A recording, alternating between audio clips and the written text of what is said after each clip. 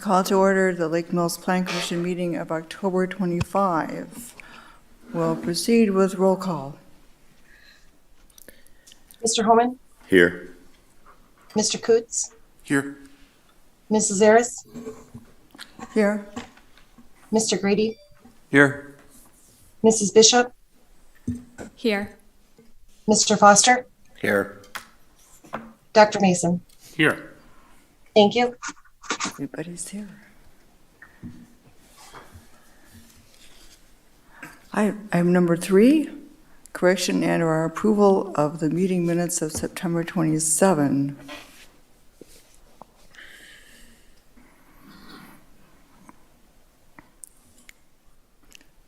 Is there a motion regarding these minutes? I move to approve the meeting minutes of September 27th, 2022. Mr. Coots will second. It's been moved by Mrs. Bishop, seconded by Mr. Coots to approve the meeting minutes of September 27. Any discussion? In that case, we'll proceed with a roll call vote. Mr. Coots? Aye. Mrs. Zaris? Aye. Mr. Grady? Aye. Mrs. Bishop? Aye. Mr. Foster? Abstain. Dr. Mason? Aye. Mr. Holman? Abstain. Motion passes 5-0. All right, thank you. Item number 4, questions and public comment. The public may address the commission at this time regarding items on the agenda unless the item is the subject of a public hearing. If your comments pertain to a public hearing, please hold your comments until the hearing.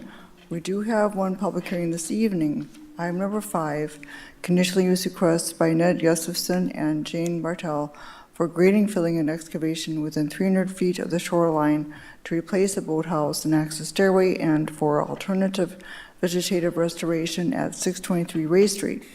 Public comment may also be made at this time on items that are not on the agenda if you have registered with the city clerk before the meeting.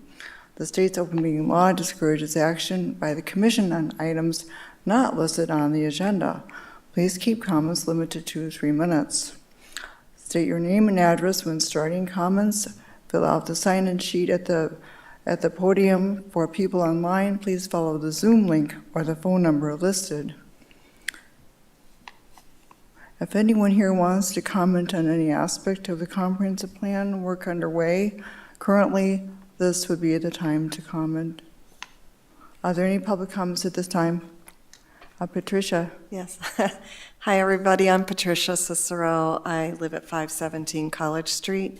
I'm the director of the Jefferson County Land and Water Conservation Department. And I am here today to comment on the comprehensive plan. Recently, the county went through the comprehensive planning process, so I know what a big job it is. So thank you for all the work that you're doing. And I also strongly encourage you to get as much public comment as you can throughout this process in any way that you can, because I think that's really vital. So I saw that today you're going to be talking about the land use chapter and the chapter on utilities and community facilities, I think. And so I just had a few comments when I read over those specific chapters. And let me see, just have to get to the section. Sorry, I took notes.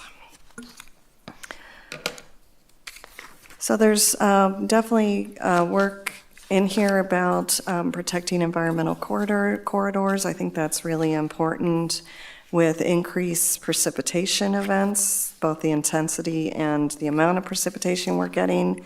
It's really important to protect those areas, especially areas that would have groundwater recharge areas. Okay, so on page 23 of the land use chapter, under the park and open spaces, there's under policies and programs, it's talked about dedicating parks for suitable when subdivisions, or no, sorry, I'm jumping around here. Yes, during development, when there's subdivisions, making sure there's land dedicated to parkland. And it states that you specifically want to prevent dedication of parklands that are unsuitable for development. And I just want to stress that that's really important. I see a lot of times in other places, when subdivisions go in, they tend to locate the parks in the areas that they are unable to develop and with houses. And so, again, those areas are really important for groundwater infiltration because a lot of them end up being wetlands. I also think that you should consider, in addition to those areas not being wetlands that are parks, also look at the hydric soils because that again will indicate an area where it might be important to have some groundwater recharge areas. Let's see, under the rural and environmental land use categories, under environmental corridors, it's very important to protect those setback areas that were within 75 feet of lakes and rivers. And also maybe consider having a building setback that's 75 feet from wetlands. I know this gets more into the zoning rules, but just wanted to mention that, again, because they're important areas. Also, it talks about preserving areas with steep slopes to make sure that there's undeveloped areas that have slopes of 20%. It also goes on to say development of steep slopes with grades between 12 and 20% should be limited and result in minimal disturbance in accordance with the recommendations of the plan. And I have definitely seen some of those areas developed in shoreland areas to the detriment of the lake. And I just want to state that, it's important to protect the land, which then will protect the water, which will then protect property values. And so I think that it's important to look at those areas near shorelands and make sure that steep grades are not developed. And this, in my mind, includes putting in retaining walls because I have seen a lot of land disturbance that has been detrimental, that has happened, and retaining walls are put in instead to change that land. All right, and then on to the utilities section and public community facilities. On page 2, under the parks and recreational facilities, it talks about Sandy Beach, and there's some new language that was put in there about the development of the boat ramp and the area where people park to access the boat ramp, and it states it adds aquatic invasive species wash stations. I was involved in the development of those, the design of those areas. I just want to point out that they're not wash stations, they're cleaning stations, so you might want to change that because the public would get the perception that you can actually wash your boat there, and that's not the case. On page 5, under yard waste and compost disposal, there's a new information there about a new, looking at it for a new compost site. I definitely agree, and in fact, in the most recent Rock Lake Management Plan, there's a recommendation that the city and the town work together on getting a compost site. Because the town currently doesn't have one. The location of where the city's compost site isn't ideal. It's right next to Rock Creek. And in fact, if you go there, you'll see that the land drains to a storm drain that outlets right to the water, right to the creek, and that is not a good situation. So I definitely support getting a new compost facility and make sure that it isn't located adjacent to any environmental corridors. And if it is, make sure that the stormwater is treat it as much as it can before it would discharge into those areas.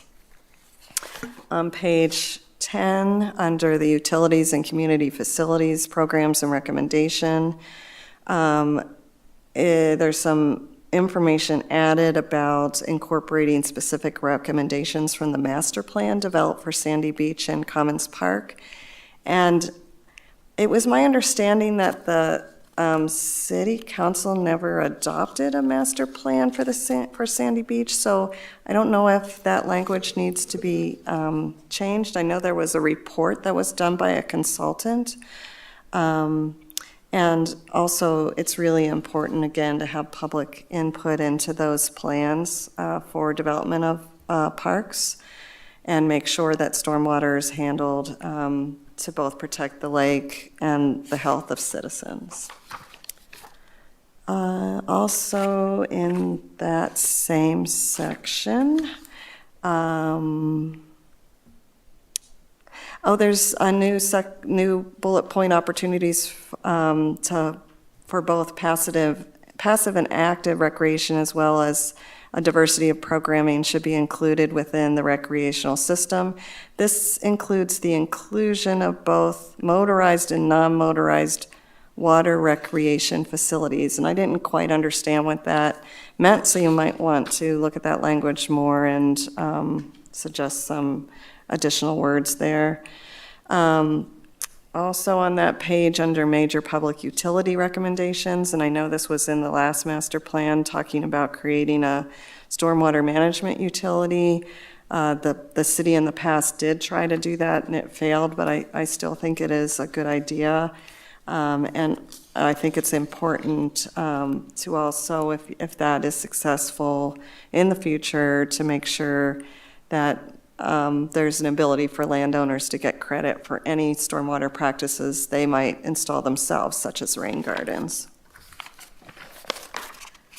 And on page 12, also in that same section, it's existing language talking about continue to maintain the quality and quantity of the city's groundwater supply by enforcing the city's wellhead protection requirements.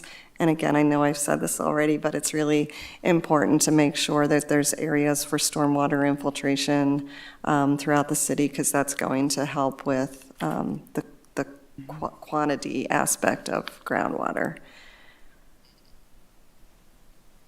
And that is my comments. Thank you so much for listening tonight. Fine, thank you, Mrs. Rowe. Would you be able to leave your comments with the staff and planners? They're basically jotted down notes, if you would. I mean, I didn't have, Okay. I can do that if you would like. Why don't I make copies of them when I get to my office and then forward All right. them? Because I'd like to keep my notes. All right, yes. All right, Yeah, thanks. if you would, thank you, we appreciate it. All right, we're still on item number 4. Is there anyone else who is going to speak under item 4? Would anyone else like to speak at this time? All right, we're still on item number 4. Questions and public comment. Are there any other speakers? All right, hearing none, then we'll go forward to item number 5. Discussion recommendation on request for a zoning amendment from Ryan Malone, Lake Mills, for the purpose of changing the zoning from Planned Business PB to Planned Business with Planned Development District overlay for property at West 7411 County Highway V, Lake Mills, currently tabled. And Mr. Daly, could you comment on the status of this application at this time? The applicant is still working through access reviews with the county, and so are not ready for a review by the Plan Commission tonight. So we are requesting it remain tabled until they're prepared to come back to this body. All right, in that case, we'll hold that status over until the next, until November. All right, the next item, number 6, public hearing, conditional use request by Brett Edsel, agent for owners, Ned Gustafson and Jean Bartel, at having Lakeshore Residential Overlay for grading, filling, and excavation within 300 feet of the shoreland to replace an existing boathouse and access stairway, and for alternative vegetative shoreline restoration at 623 Ray Street. Before we open to public comment, and I'd like to ask for a review of the request by the consulting planners. Thank you. So I'll begin with just a background overviewing the memo that I've provided. So I'm sharing on the screen as well any exhibits I might kind of reference, but ultimately the petitioner originally submitted for this back in March of 2022. There were a couple of items that needed some revision, and so over time they worked with staff to meet those requirements, and the version that's in front of Plan Commission today is the kind of updated revision incorporating those comments. Enough of the plan sort of had amended and time had passed that they also submitted a sort of revised narrative with the application materials to kind of provide a scope of the project, both for the grading and excavation in the boathouse, but also for the vegetative restoration component of this. So the request is for twofold. First, the conditional use permit for the grading and excavation on a steep slope within 300 feet of the shoreline, in this case above 20%, and then also for the vegetative removals of understory plantings as well as an additional overstory plant as part of an alternative vegetative cutting plan. So to just highlight in terms of the boathouse requirements, there's a number of items that are outlined in the memo, and I'll kind of just pull down to that section here for you. Ultimately, the regulations govern the location, the siting, as well as the design of the boathouse, height, those kind of requirements. And this boathouse does meet all those requirements now with the new revisions. As far as the grading and excavation, detailed erosion control measures are provided by the petitioner in that revised narrative. Section 663.5D of the zoning ordinance outlines some specific recommendations that the Plan Commission shall place on excavation and grading conditional use permits in this case, and those are included as part of the recommendation of the memo as well.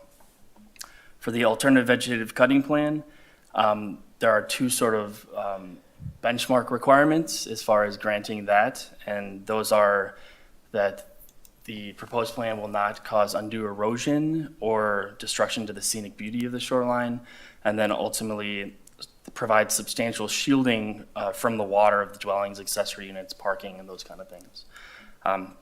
So ultimately, staff believes that the proposed restoration plan will have a positive impact on the erosion control long-term, and that the removal of the existing tree as a requirement to place the new boathouse ultimately does have a negative impact to the scenic beauty and the shielding from the water. And so the recommendation is to replace that. Figure 8 of the memo, and I'll pull that up here so you can see it. One second there. This highlights the area of the existing stairways that will ultimately be restored back to vegetation as part of the relocation of the boathouse and access stairs. So staff's recommending placing a tree of similar fashion as the one that's being removed on the south end here within this corridor. That does a couple things. One, it sort of reframes the vision and access corridor on either side of the boathouse and access stairs.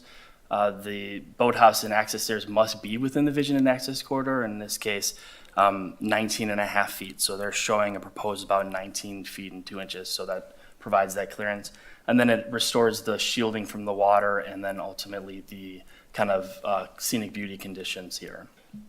As far as the overall requirements for conditional use, Staff does believe that the adverse impacts are ultimately mitigated by the proposed recommendations in the conditional use. And so staff does recommend, that Plan Commission recommends approval in this case, subject to the conditions that are outlined in the memo. We've talked about a couple of times with previous conditional uses with the alternative vegetative cutting plan when you're doing seeding and plugs on a slope of this nature. We do want to review it over time to make sure that those do establish as is ultimately recommended by the plan. And then that the landscape plan should ultimately replace that tree as we've recommended based on the figure 8 in the memo. And then section 3 of the conditions of recommendation ultimately just take the relevant ones from the code section of the zoning ordinance for grading and excavation. And then finally, any additional technical requirements and conditions recommended by the city engineer, public works, and then the fire department staff. I just want to touch on one last thing. They do have a long-term plan to do some controlled burning on the site once the plantings have established, and that has been reviewed by the fire department. They ultimately want to have a site inspection prior to that being initiated, but as far as that goes, that's down the road. So. All right, thank you. The public hearing is open. Is there anyone who wishes to speak on this proposed request?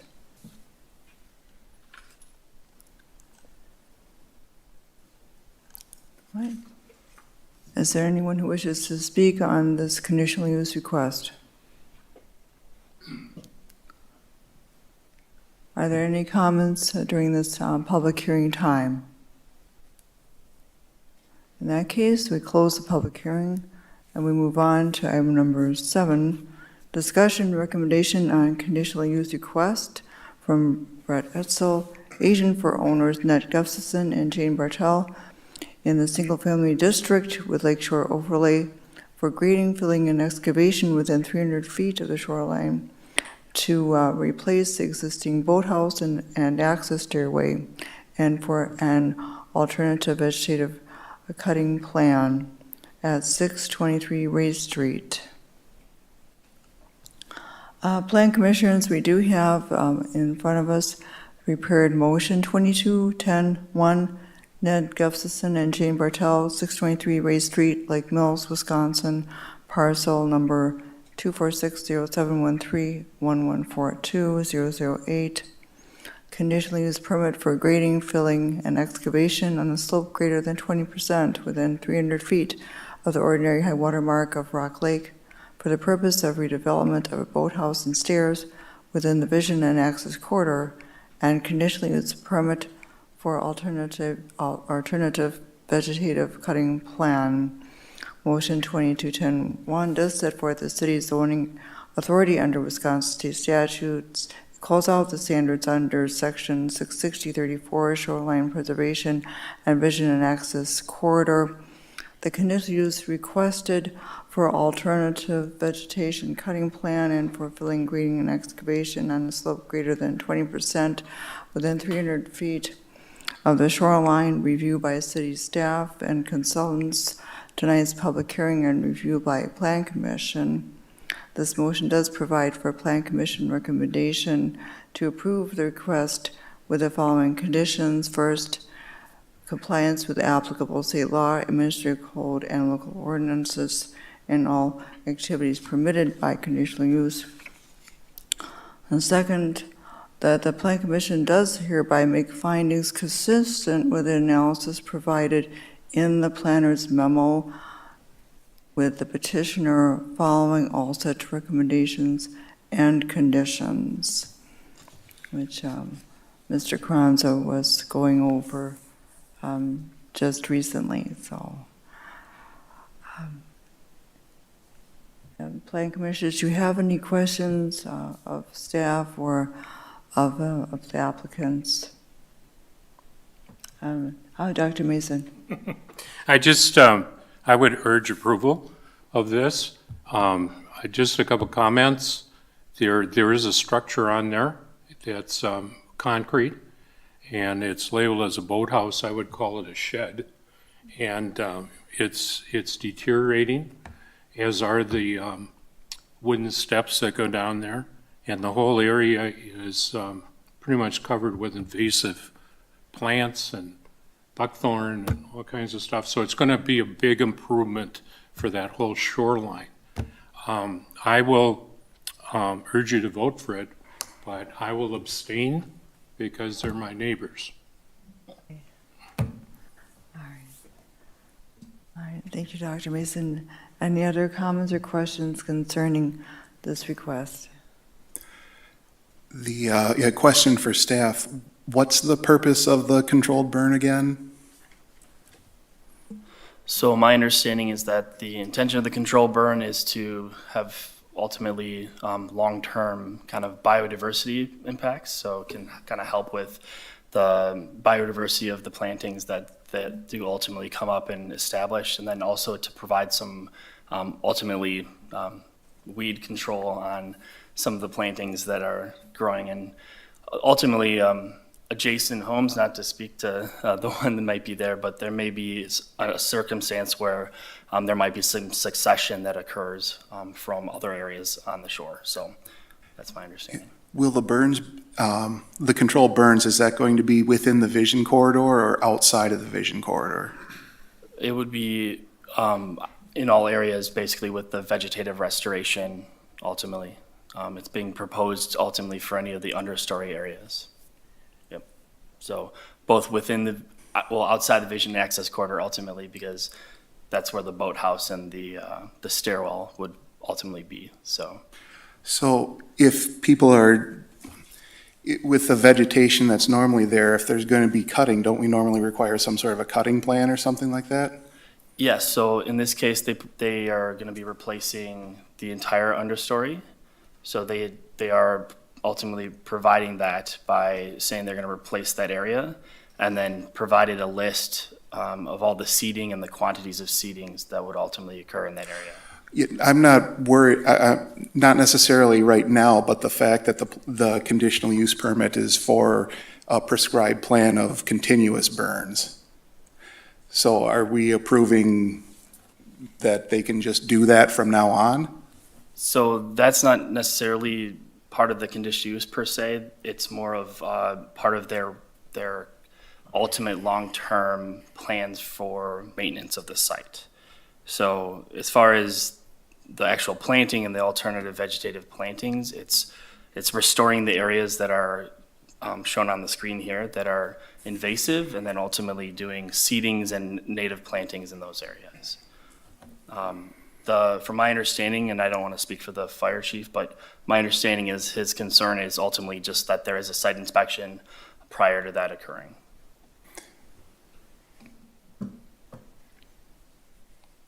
All right, are there any other comments or questions concerning this conditional use request?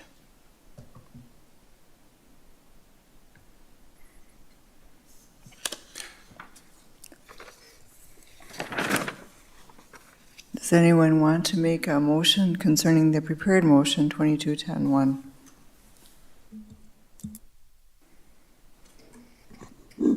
I'll motion to approve 22-10-1.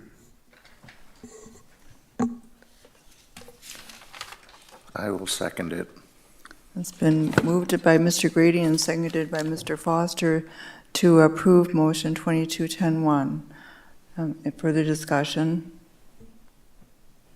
All right, in that case, I'll call for a roll call vote. Ms. Lazaris, Aye. Mr. Grady, Aye. Mrs. Bishop, Aye. Mr. Foster, Aye. Dr. Mason, I'll abstain. Mr. Holman, Aye. Mr. Coots. Aye. Motion passes 6-0.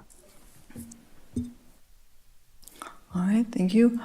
Our next item number 8, discussion on comprehensive plan update, and here we will turn it over to the planners.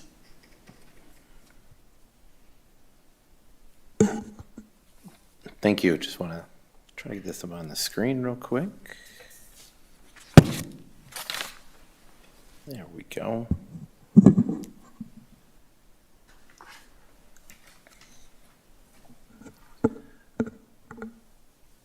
Well, unfortunately, last month we didn't have a lot of time to talk comprehensive plan.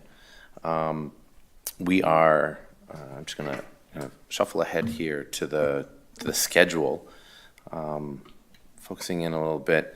You can see we're in October. As we talked last time, we'd regular business and some canceled meetings that unfortunately have caused our schedule to slide a little bit. We are going to be scheduling a special meeting. I know they've been pulling you on that in a few weeks, just to focus on comprehensive plan items. But as you can see, we to the bottom here, this is really that overlap you can see in the gray of kind of land use, transportation items. Today we're gonna finish up hopefully much of our land use chapter, and maybe be able to get into a little bit of the community utilities and community facilities chapter. And we can revisit kind of where we're at as we have our next special meeting in November.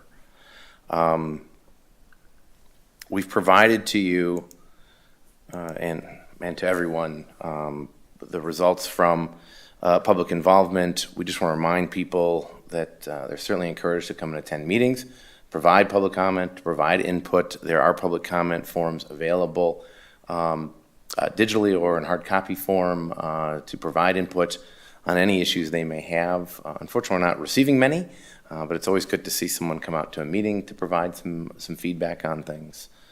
I don't know if there's any comments from commissioners, if they've received any feedback. It's typically when you are going in a direction people don't want, that's when you obviously get the most feedback. Again, this presentation, we are not going to walk through all this because we do want to focus on the document, on the redlining the document, which is also available online for everybody. Just want to remind people that background information is there on what we've been talking about for the last few months related to growth issues. There is also in there an updated future land use map, not in its final formatting, but of large enough size so people can certainly zoom in and see individual properties and such to get an understanding of what right now has been brought forward as future land use. But again, not etched in stone. These are things we'll be talking about through this process and maybe revisiting a little bit later as certain decisions get made. But with that, I'm going to switch over to the document itself. We had generally left off talking about, in the land use chapter, about specific proposed land uses and recommendations for policies and programs for them. When we stopped talking about this, we were really talking about multifamily when we finished.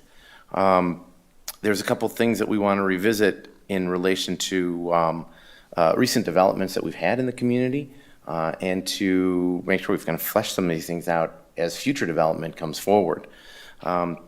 The previous plan, talking about multifamily, made recommendations about not enabling large concentrations of multifamily, so that's 100 units or more. The only one we've had that's kind of been in that neighborhood has been the Rock Lake development, Mangan development up on the interstate. Challenging piece of property, but it was brought in as a number of parcels under planned development district zoning to also provide a fair amount of open space to make sure net density was maintained out there. It also discusses a residential balance policy. I'll say 12, 13 years ago, there was, I think more concern about the amount of or number of multifamily units versus owner-occupied units.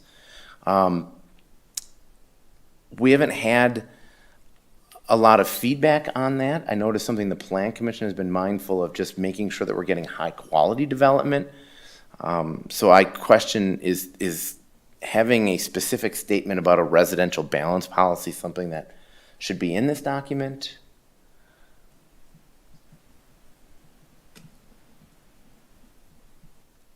is there still general concern? We didn't hear from the public that there was concern about too much of one residential type versus another. What we've heard is there's just not enough affordable housing types or enough housing choice, regardless of cost. So if the community's still going to continue to be concerned about a residential balance and have an official policy, I think it should be referenced. But if you don't feel that that's something we're going to be doing, I'm not sure it really needs to be in there as a policy or program. Mrs. Bishop? What kind of ratio would you be looking for in a policy like this? And then I have concerns about, when we have our downtown houses, a lot of those get turned into rentals. And I have concerns about controlling how people use their own property. I'm not going to disagree with you. A policing of this, if you will, or enforcing of this is challenging. Your residential mix has generally been about 2/3 owner-occupied and 1/3 rental.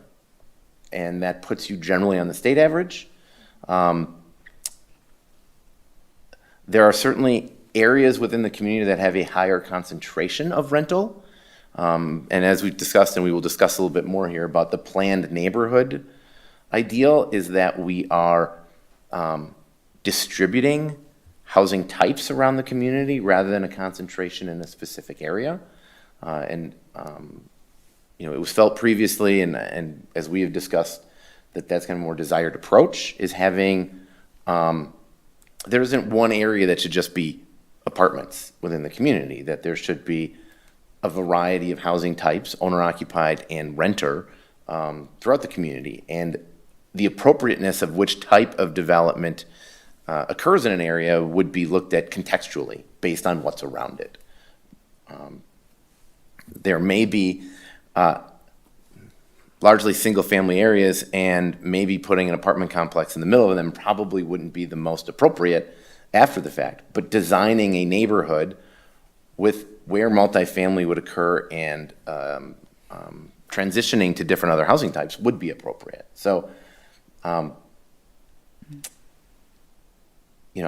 guess I've never felt that there was a residential imbalance of type in the community. I will say there have certainly been concerns about certain areas of the community being dominated by a specific housing type.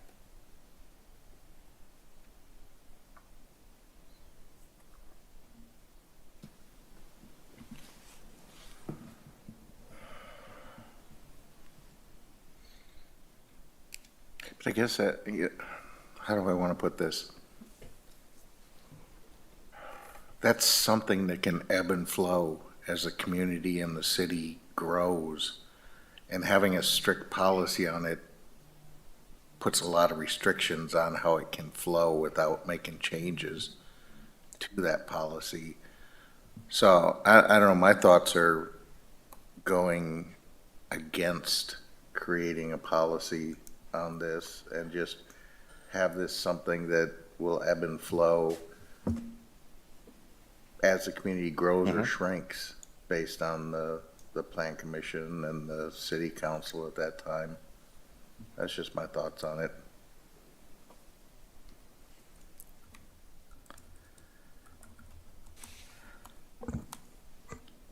Is that a general consensus that maybe there doesn't need to be a prescribed policy on balance? Maybe the concern is more about distribution and type of development being proposed in a specific area. I agree with Mr. Foster on this. I'd rather address it development by development as they come up and the types that are proposed to the city and work with those developers.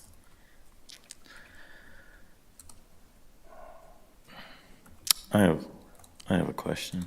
Mr. I have Holman? a question for Dustin.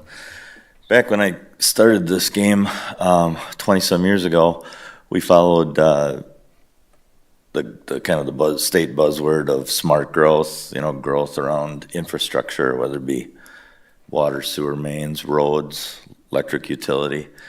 And it was kind of also the concern was density, like how many how many, lots per acre, et cetera. I guess I'm wondering in this plan, some of the public comment was from the residents, they were worried about the city growing too much. We have some neighboring communities, like to the east, Oconomowoc, and north of the interstate. Some of those lot sizes there are 2 to 5 acres. I've been in some of those big developments, and we've always kind of steered away from gobbling the land use up in those kind of chunks based on, like the public works side of it, not the best use of facilities. So I guess my question is, where's the state at with broad-based, like, density issues, and how do they look favorably or unfavorably to developments such as I suggested north of the interstate, actually more east yet of Oconomowoc? I would argue that's a very community-specific issue. I don't think the state really weighs in on that.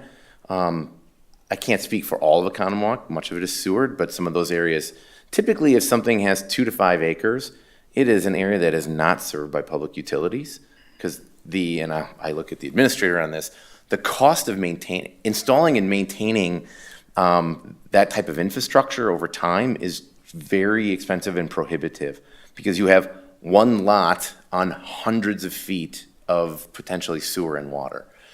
Historically, again, if you look around kind of the downtown area, lots are 5,000 to 8,000 square feet, right? So that's a density of 5 to 8 units per acre, okay? Those are 50, 60 foot wide lots, 100 feet deep, 120 feet deep.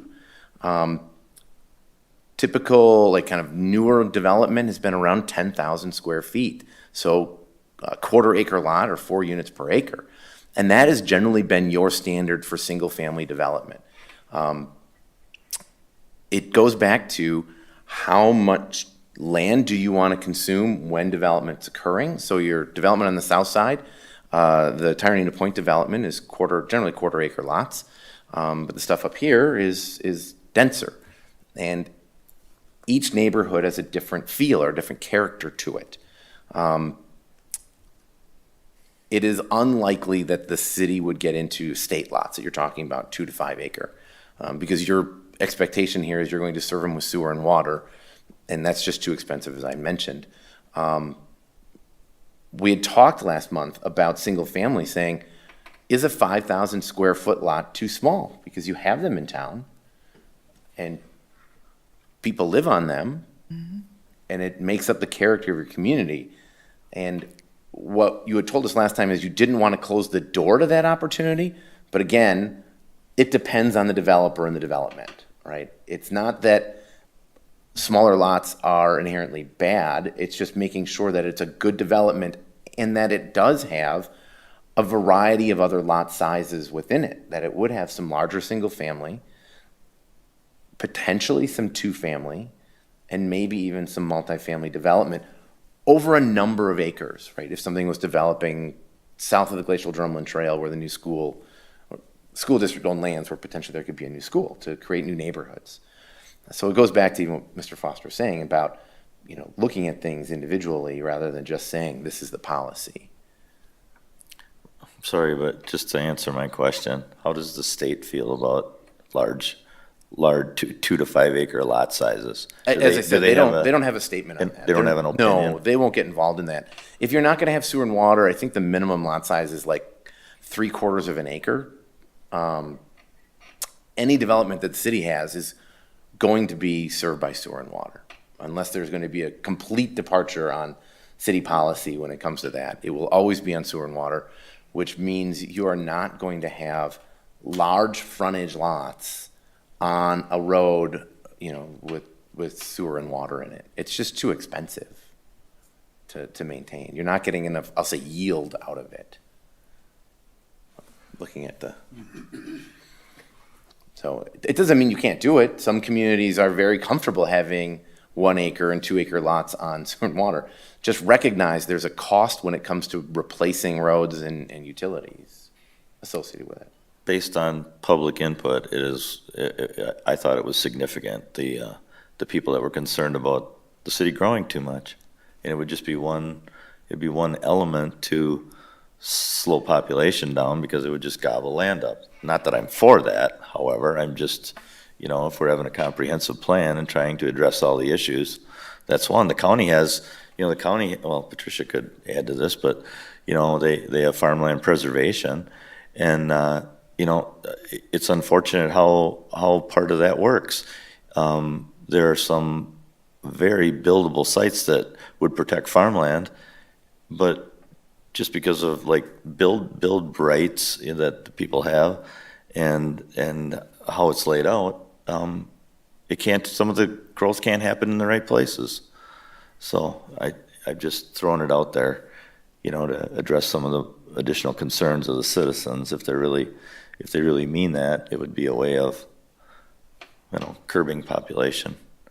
Because we are limited to, I've said this multiple meetings, we're limited to growth on the west side by the lake, and Wiedenfelds aren't going to sell any of their farm that I'm just not speaking for them, but they're really into farming, so there isn't going to be much, growth that direction, and we have some growth on the south side, and some developable land there, but even heading down the, behind Wiedenfelds on the interstate corridor, it's not necessarily. Having developments of 100 units or more multifamily in a place, or maybe that's an arbitrary number that's just been assigned. And I think it is wise to avoid overconcentration of high-density residential development. Having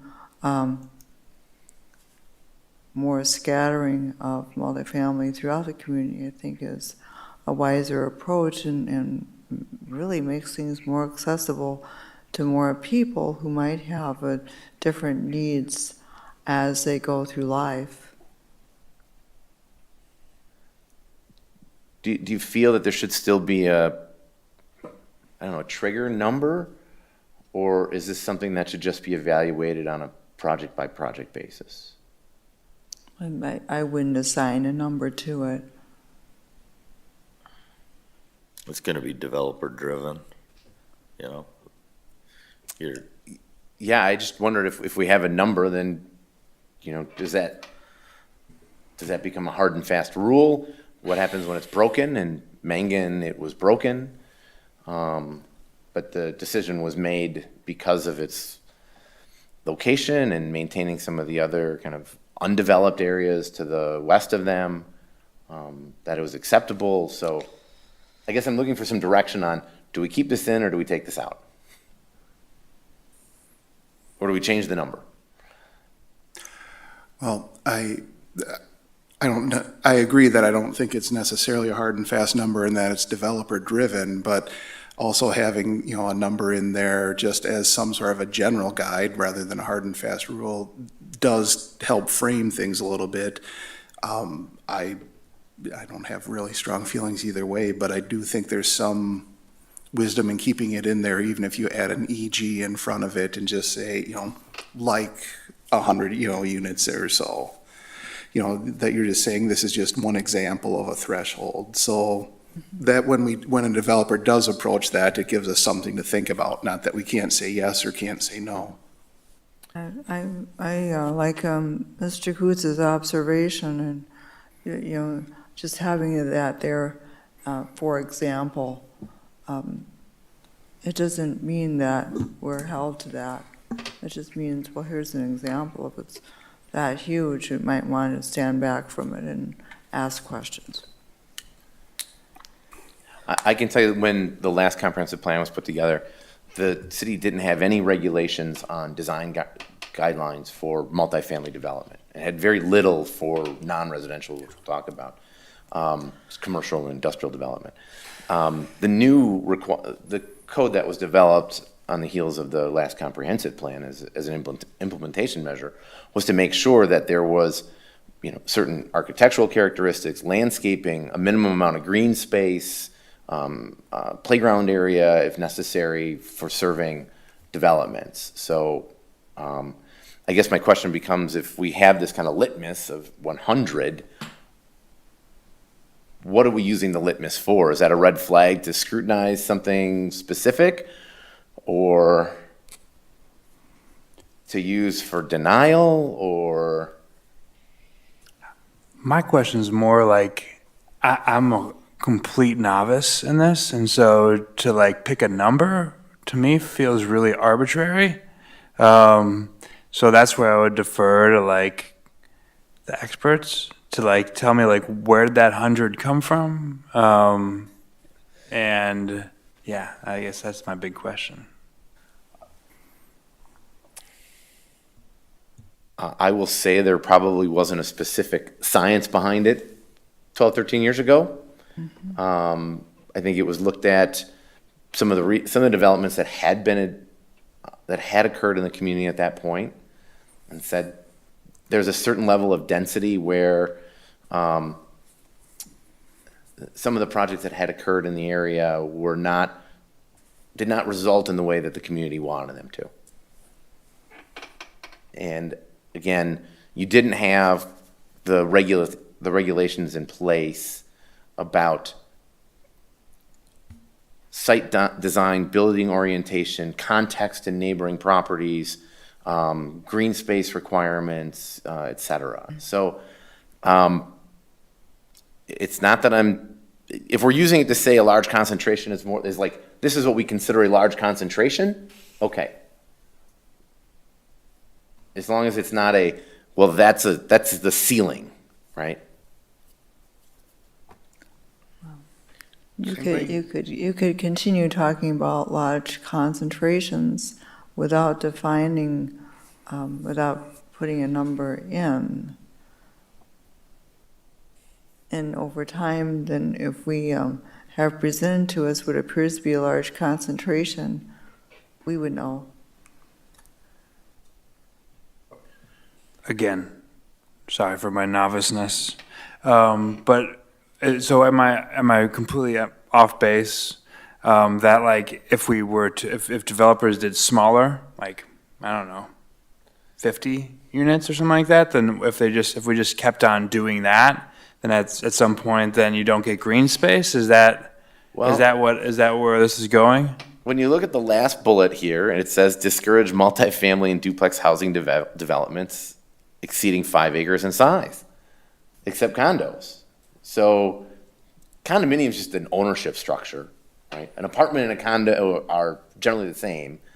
One's rented and one's owned, okay? So you're saying discourage larger than 5. It doesn't say prohibit.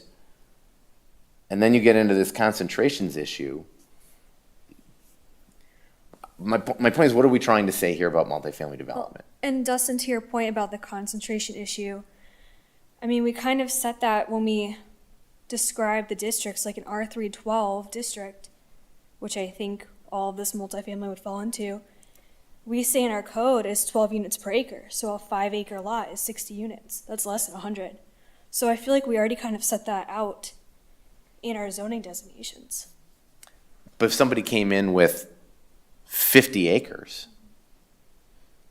we don't prohibit somebody from that. We rely on the long-range plan and the land use to say, is this appropriate where it's at? And if somebody's looking to, the Mangan development came in and they wanted to expand, and you looked at it and said, this is not appropriate here.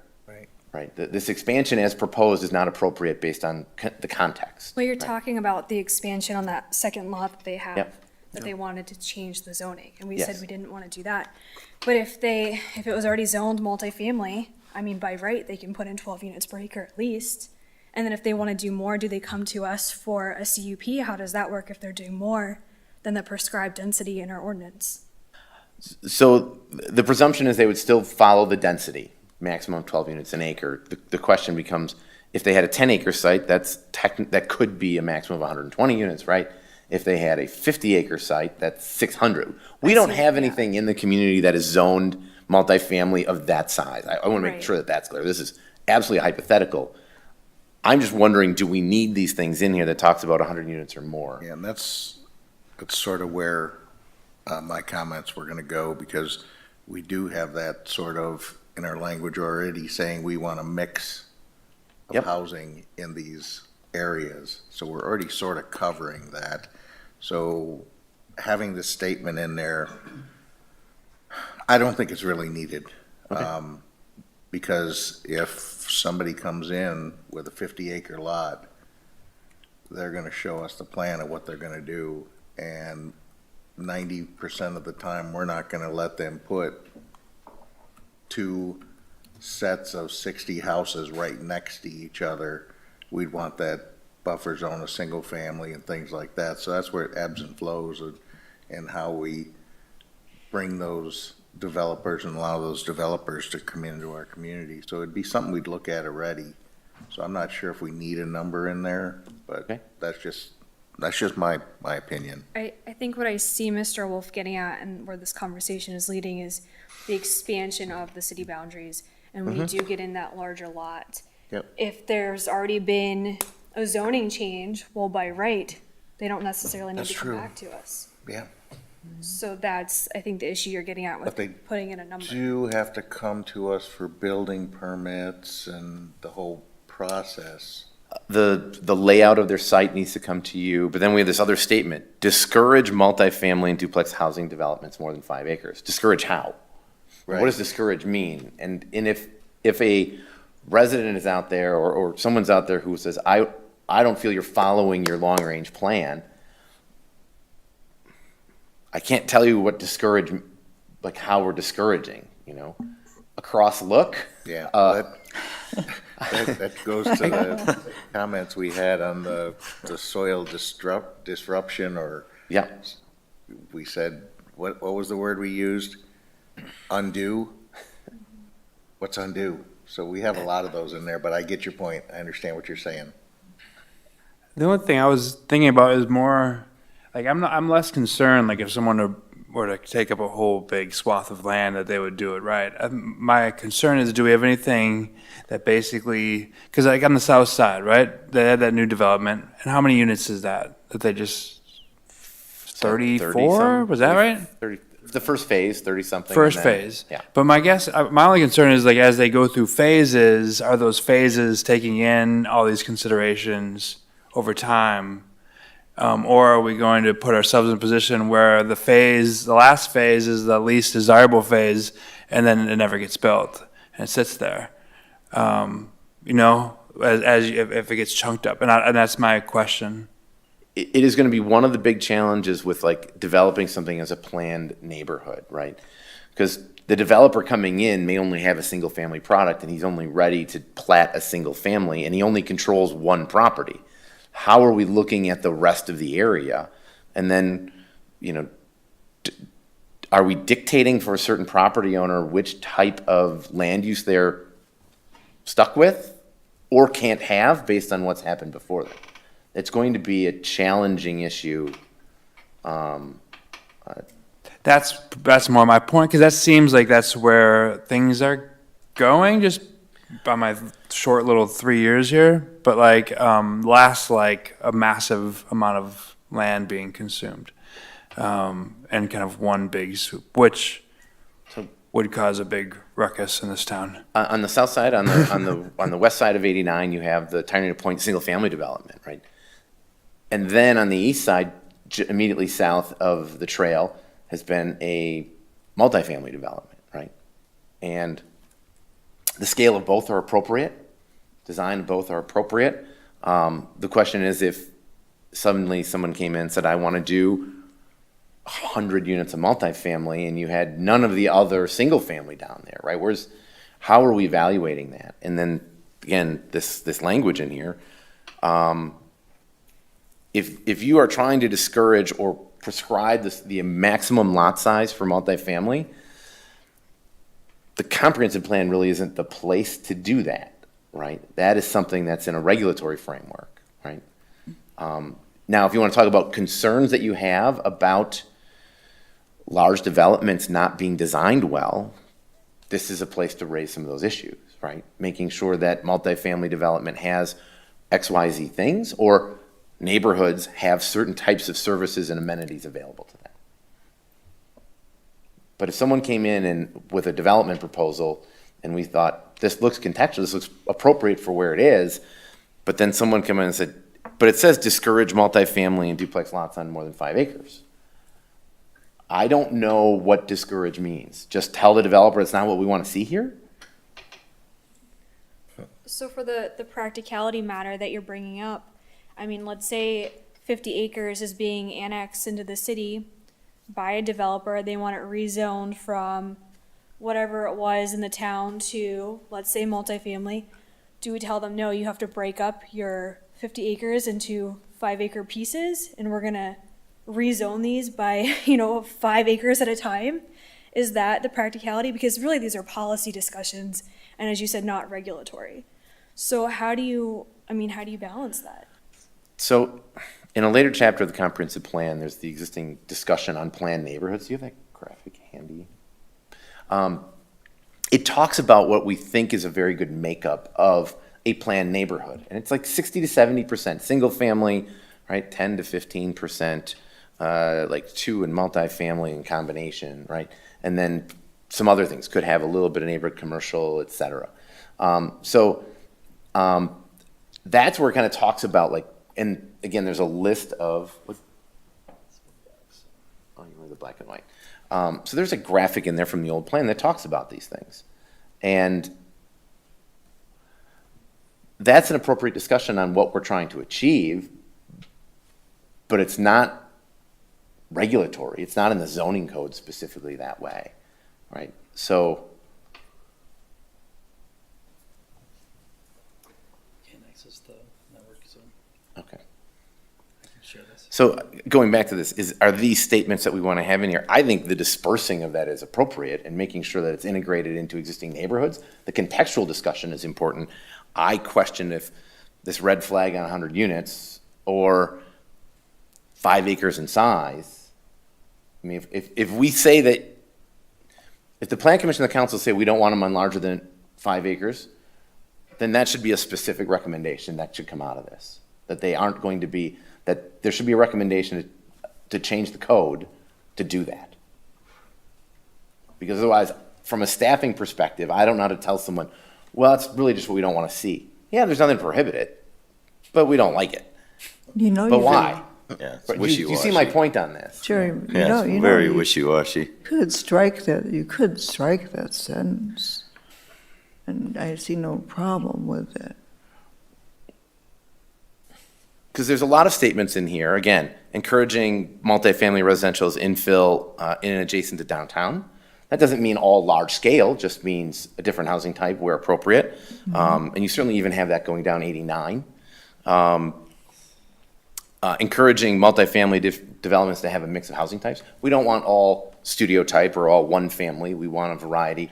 Most developers stay away from 3 bedroom, just because then it's competing with single family housing. So, we don't always get that, but those are things that we can say that we're encouraging when they come in. But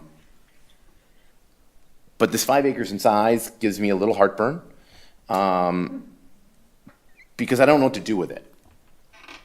And if a development came in that's 20 acres with multifamily on it, and then the neighborhood came out and said, but your plan says discouraging multifamily more than 5 acres, I don't know what to do with that.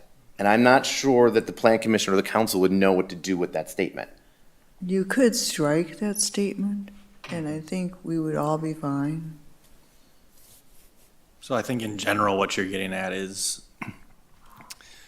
how much flexibility do you want to build into these policy statements instead of putting in hard and fast rules that are going to limit the ability of the city to evaluate these projects on a case-by-case basis by immediately saying it's over 100 units or it's greater than 5 acres. We have to dismiss this out of hand. And you can envision places where you would want that flexibility to occur, even if in general you would prefer less density or not to exceed these. There are situations in which the economics of a project may call for more than 100 units, or may call for the consolidation of lots that exceed 5 acres. So I think that's So- kind of the question that's being asked is, do you want to maintain flexibility throughout the document to evaluate, to set some general goals and vision for the long-term growth of the community, and not tie yourself to hard and fast rules that may cause difficulty when evaluating opportunities in the future? Did that kind of touch on some of your concerns, Dustin? Absolutely did. Would it be too restrictive to put something in there? If everybody decided we wanted to keep some language in there, would it be too restrictive to say, once it reaches more than 5, or once it's more than 5 acres, or once it's more than 100, it would trigger a special meeting or something similar to that of the Plan Commission? I mean, that's pretty restrictive, but I think it's important to have contextual discussions about larger developments having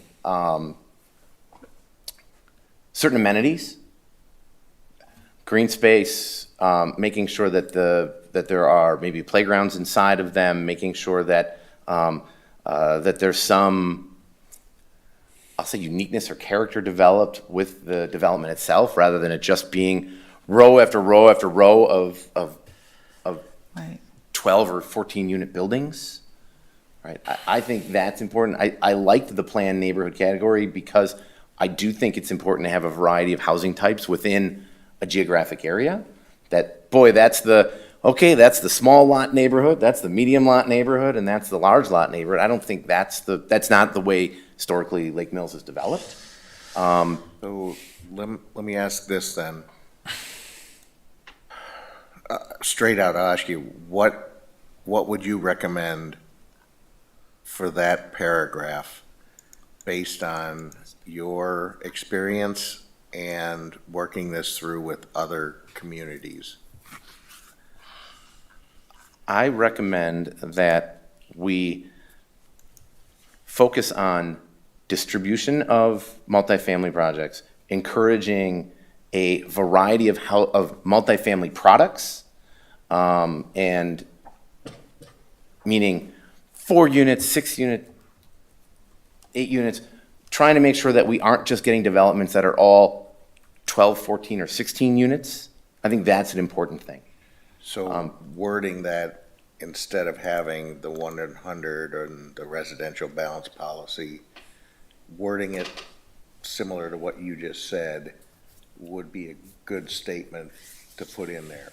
That's what I think should be in there based upon what we've heard from the public through the public surveys, and my years of working with you on the concerns that have been raised about multifamily projects. Okay. Yes. So what does everybody think about his wording to add that instead of having the 100 units or more, the 5 acres in size? My opinion is make it simple, because it's still, at the end of the day, nothing more than a wish list. About basically- 5% of this whole thing is gonna ever happen, and it's developer driven.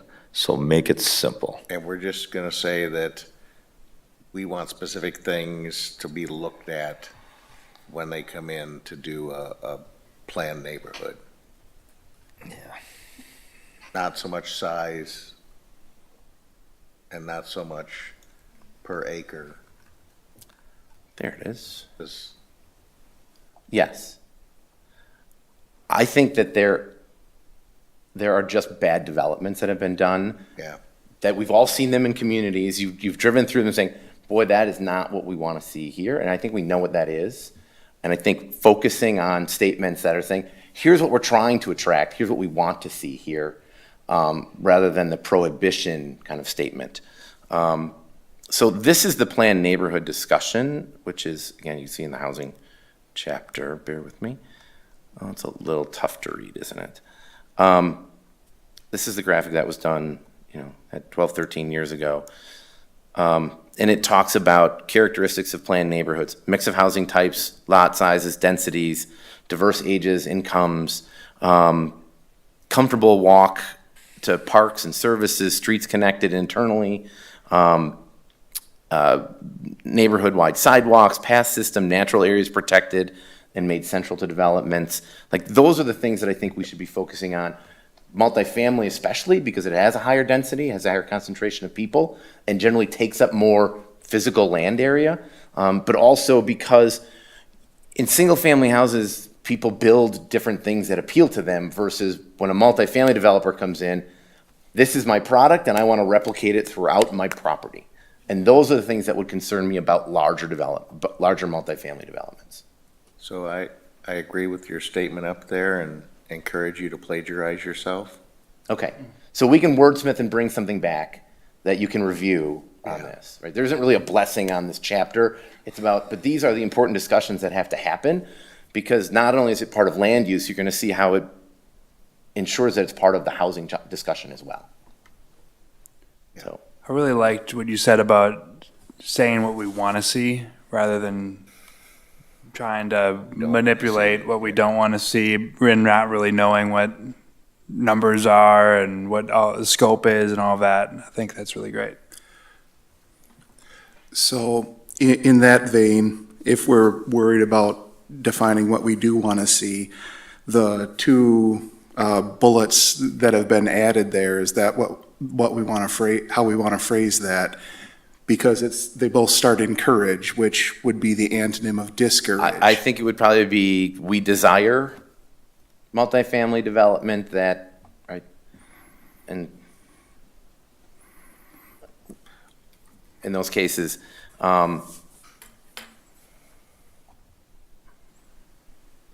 there are arguments to be made for why we want certain things. I think the phrasing should be appropriate for that, right? You know, the community desires, you know, exploration of infill development. We've always said we want infill development where appropriate in the community. You know, that in this case, multifamily infill development isn't bad. It needs to be contextual, right? You're not going to say we're going to put a 20-unit building in the middle of on a site right next to single-family homes, right?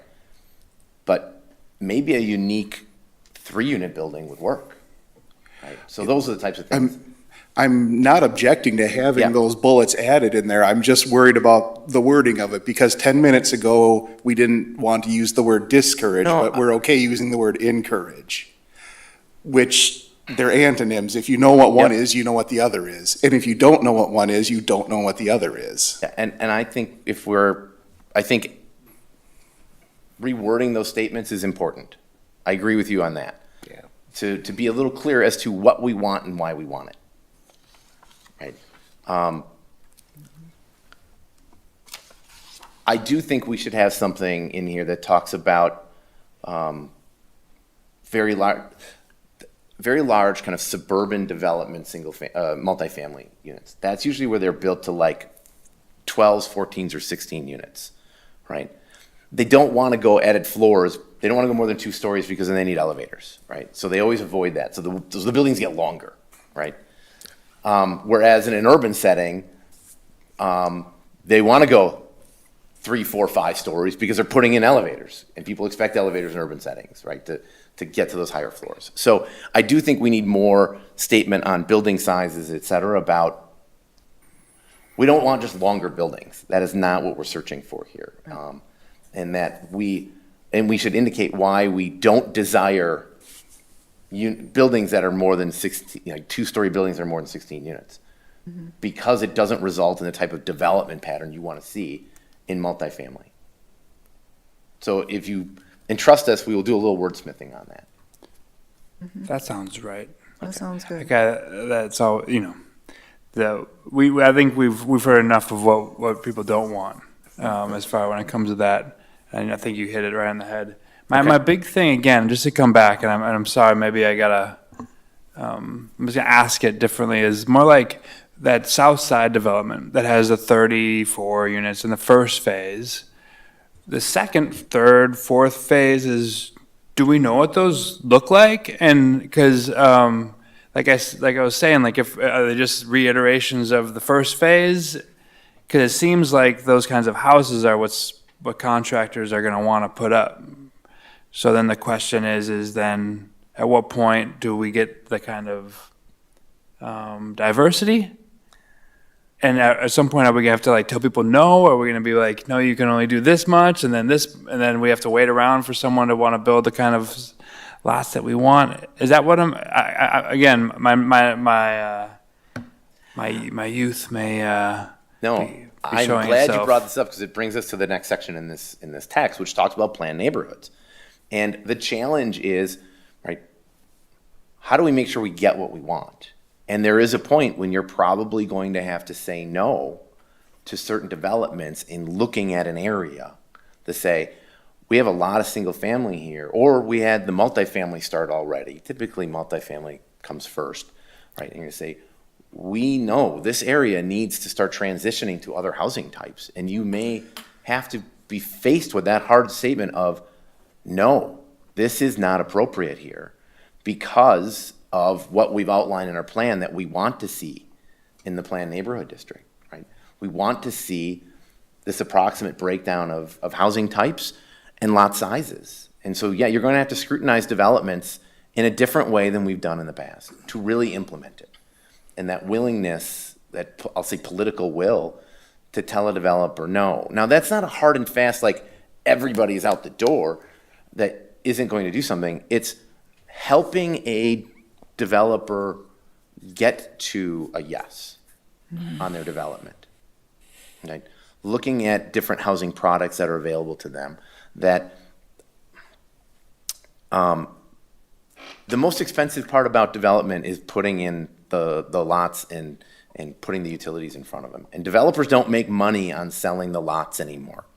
And that when we met with the developers in your community, they were very clear on that.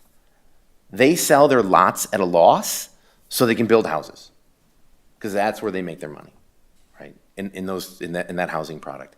So it generally costs $60,000 to $70,000 per lot to have a fully developed lot, and they can only sell them for $50,000 to $60,000, right? That's what they've been kind of saying. They lose $5,000 to $10,000 a lot. But it used to be a developer would come in, develop the lots, and then people would get their own builder and build a lot. It doesn't really work that way anymore, really. The developer is the builder nowadays.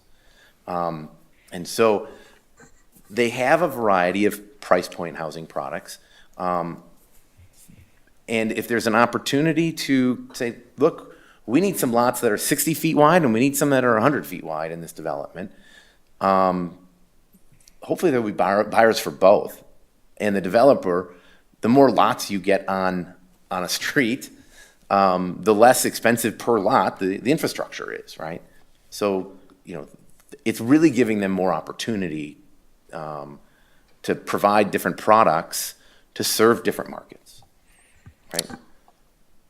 But we will have to scrutinize development much more closely when it's coming in to say, how are you aligning with these goals for this neighborhood? That maybe not every lot is going to be, our minimum in the R14 is 80 feet. Like every lot's going to be 80 feet. No, we want to see some 60s, some 70s, some 80s, and maybe some 90s, right? What I'm hearing you say is like, by making this more flexible, you're bringing hopefully more people to the conversation, so then you can try to get what we want. I hope so. We hope so. And, that homes will differ in size. Single-family homes will differ in size, and that two-family or zero lot line, which is, owner-occupied kind of think duplex, like a townhouse, those are all good housing products for different people in different stages of their life, right? And that's what we want. I think that's what we've been wanting to encourage. It's what we're hearing through the survey that went out, is people want differing housing products available to them. They certainly want housing affordability. And so I think opening the door to the development community that you can develop a 60-foot wide lot is okay, because many communities just say 100-foot lots and that's it. Right? So that's a challenge for them. They only know that they're going to get 4 units an acre on that. So, are we comfortable with the planned neighborhood category and what it's designed to do? Steve has something to say. I just have just a comment on the last comment. I just have a fairness issue there. Let's just go back to what everybody's familiar with, the south side development. Now, as a landowner, all of a sudden they have an opportunity to sell more single family. Phase 2, phase 3, phase 4. And our desire is to put our foot down, okay? The only way I see that in a fairness standpoint is then the city needs to own the land, like they do the industrial park. Then you can put your foot down and have your fancy buildings in a place where industry should be able to perform. But how can you do it in fairness to existing landowners when they have the opportunity to sell a parcel and have it developed, and then all of a sudden you just put your foot down, say you can't do it? How is that fair to the landowner? I mean, do we need to have, instead of a industrial park, It is always going to planned be a business challenge. park? Steve, it is always going to be a challenge because the city is always going to tell somebody what their property is planned for, right? Whether it's industrial or it's residential or it's commercial, you are telling someone, yep, this is what your property is planned for. And things do change over time, but if someone knows going in that there's a variety of residential development available to them, because right now, if someone came in on some of these sites and wanted to do a multifamily project, we would immediately say no because it is planned for single family only, right? So that reverse happens. There's no way to get away from that, Steve, and I don't have a great answer for you on it. It is something that a plan commission and a city council are always going to be challenged with, is that issue. You're telling someone what can or can't occur on property. I'm just saying, I mean, it could have happened on the north side with the Newman development many years ago. They had a grandiose master plan of single family, multifamily, planned business, along the highway. It all just went away. And what would happen, I just said this over and over, the interstate is a trucking corridor, and it easily could be very, very conducive to a lucrative deal to a landowner to have a DC like they have on the other exits. I'm just saying, man, that's a big step for the city to just say, oh well, we really would like a pretty little planned development here, instead of something that's quite logical on an interstate exit. I'm just saying, we should at least talk about it, because somebody's going to get the backlash. Either we are, or the city council, or you. I mean, somebody's going to, we should at least think about it. We're thinking about, changing words, and this is like, has, legacy families involved. So it's just a fairness issue, period. That's never going to go away. The city has had master plans for decades upon decades. It has told property owners, this is what we expect in your area, because based on good planning principles, available utilities, available infrastructure of roads, et cetera. It is something the city is always going to be tasked with.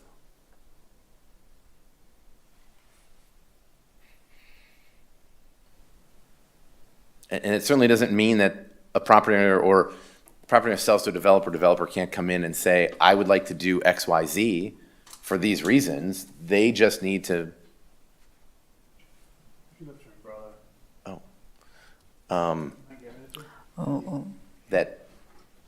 That they will have to come and make their case to the plan commission and to the council to that end. I don't have an answer for you. I wish I did. It is going to be a challenge, of course.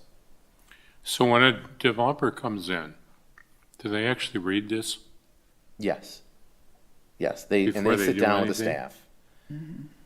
They have an idea of where they want to be based upon And what the what we long-range want? plans are. Yes. And then there's always some level of tweaking of what they're looking to do in relation to Yeah. what desires of the community are, what the codes say. Yeah, that's always kind of a behind-the-scenes thing that, sort that stuff out when it's lines on paper. And you try to do that early on, because the sooner you get that sorted out, the less time, energy, and money it costs a developer.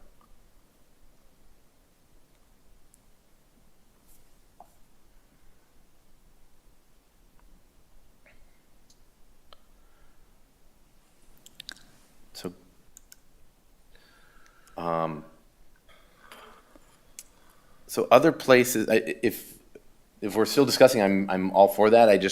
I do want to, there are other places where we had questions or needed some feedback from you, or to reiterate certain things. I was going to transition over to the non-residential land use categories.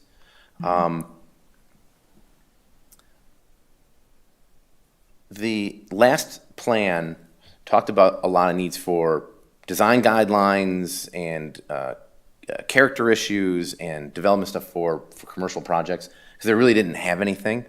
And that's why the kind of zoning code resulted that did, because of that. Some of those projects have turned out, I would say, like, as you come into town, the Walgreens, if you remember the old Union 76 site, right, the code kind of made that happen, and you work with them to make that type of stuff happen.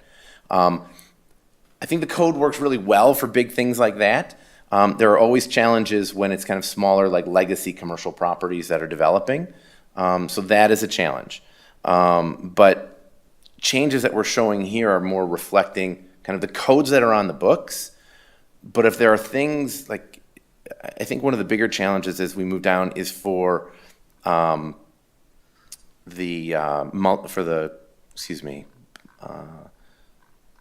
downtown has very specific guidance. I'm looking for the industrial. So the industrial ones are always a challenge because they're large spaces. And that many years ago, we were kind of told, we don't want metal buildings. But it is, I will say, impractical to say we're not going to have metal buildings. And building products have gotten so much better, right? The architectural insulated panels are a good product. And we always run into this mix or this issue of how much, I'll say, masonry type materials, block stone versus other materials, glass, composite sidings, cement fiberboard sidings, and again, metal panel buildings. How should we be kind of attacking that? And I don't mean like attacking in a negative way. I mean, how do we provide good direction on that? And in this section, I think some of the newer buildings that have gone up in the industrial park look very nice. That they have street presence, has a variety of materials, and then it's allowed to transition to metal buildings in the back. But I know that this is something that everybody's kind of fielded comments on over the years. And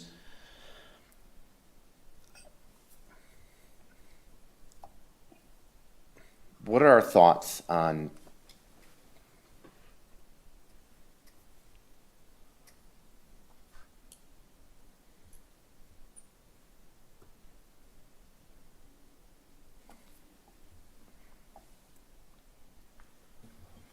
because we have a statement in here on enforcing the city's design standards, and there's the question on where should the bar be set on design standards. So there's not going to be specifically an answer tonight, but I'm looking for a little feedback, because if there are things that we should be tweaking, and we should be bringing them up in a later chapter, which is economic development, which is traditionally where it's been brought up, but it's hard to ignore it when you're talking about the land use, right?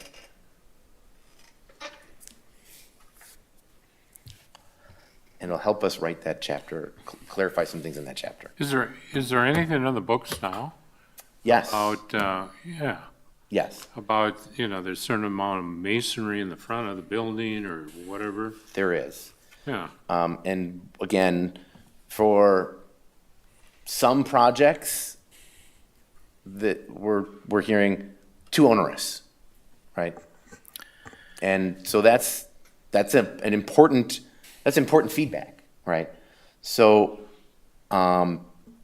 maybe there needs to be something in here about the broadening the materials that are available or appropriate, more examples. Is this in all areas, or are we talking where? Well, industrial properties right Yeah. now, yeah. Well, I can see like in the, just total industrial. Well, I think the restrictions in the I-2 area are just way too strict. We just simply need, there needs to be a place where people can just work.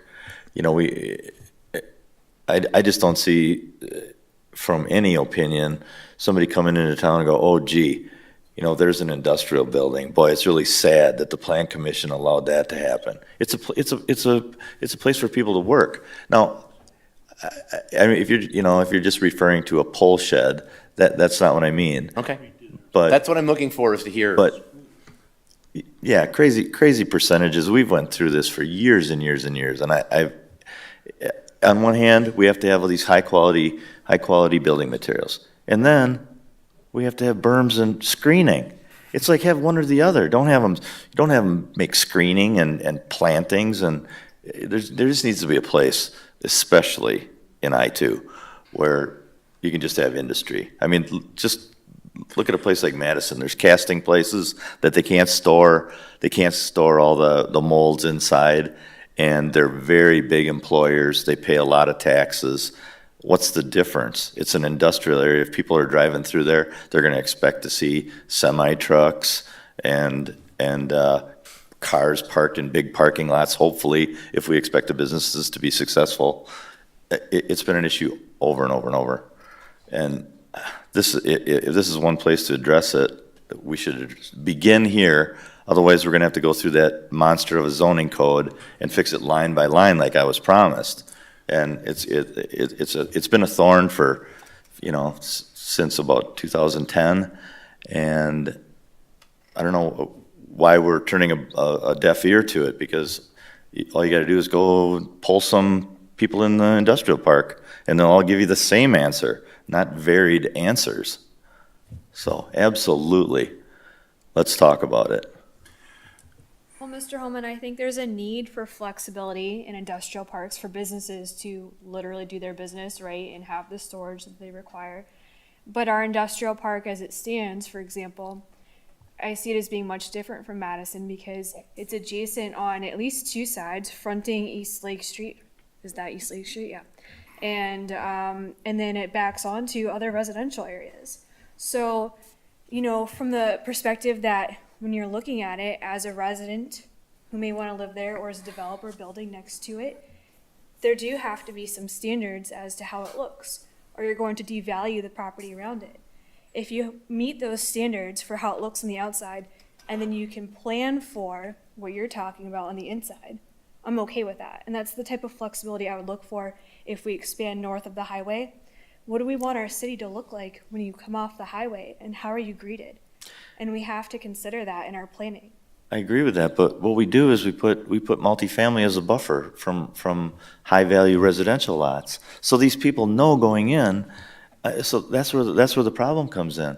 So they know going in, so the multifamily goes in prior to the industrial, and then they come to the meeting and complain, like there might be something outside. If we're gonna go by the rules, let's do that along corridors, and those would be a different industrial zoning, and deep in, absolutely. I didn't say the whole thing needed to be just, concrete and steel, but there needs to be some, and right now the restrictions are just too much throughout. That's all I'm saying. So it sounds like we're talking about specific zoning code at this point. There's nothing in the plan that's written or redlined talking about specific materials.